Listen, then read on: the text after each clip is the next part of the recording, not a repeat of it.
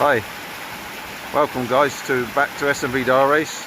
It's January 1 and we're having a New Year's Day walk here in the Cardingmill Valley in the county of Shropshire.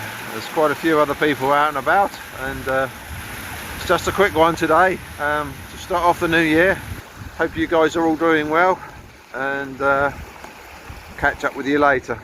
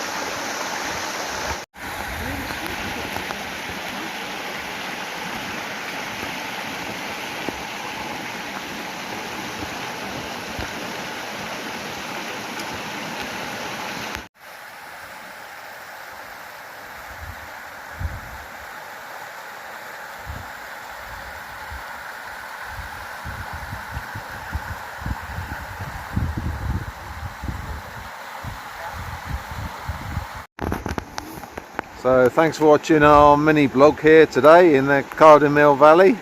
So that's all from S&B Diaries today, and we hope to see you in the next one.